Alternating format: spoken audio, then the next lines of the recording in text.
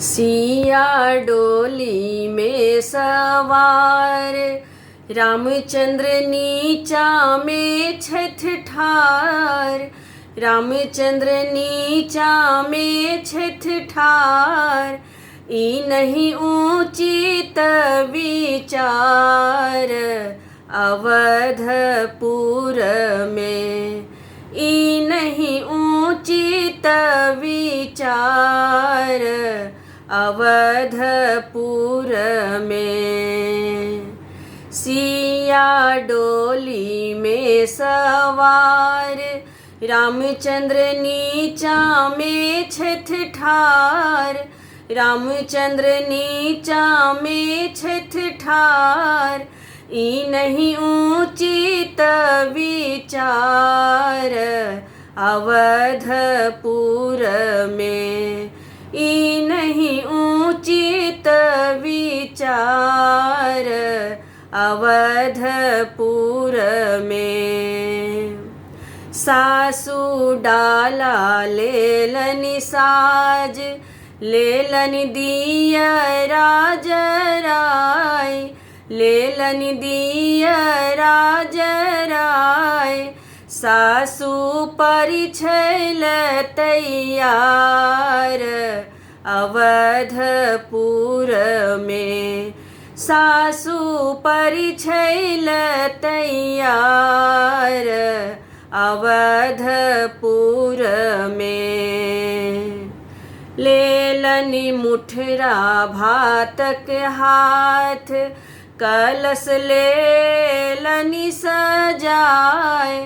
कलश लेलनि सजाय, निहुछल सासु कौसल्या। सिया सुहबे के निहुछल सासु कौसल्या। सिया सुहबे के लेलन दावा रही हाथ, सेकलन कनिया के गाल। सेकलन कनिया के गाल, लेलन परछी उतारी। सिया सुहबे के लेलनि परछी उतारी। सिया सुहबे के साजल डाला लाले लाल, धान दूभी से हो देल। धान दूभी से हो देल, उतरू कनिया दुलर दिया डाला में पैर। उतरू कनिया दुलर दिया डाला में पैर। आगू आगू रामचंद्र, पाछू सिया सुहबे संग। पाछू सिया सुहबे संग, लेलनि अंगूरी धराए। सिया सुहबे के लेलनि अंगूरी धराए। सिया सुहबे के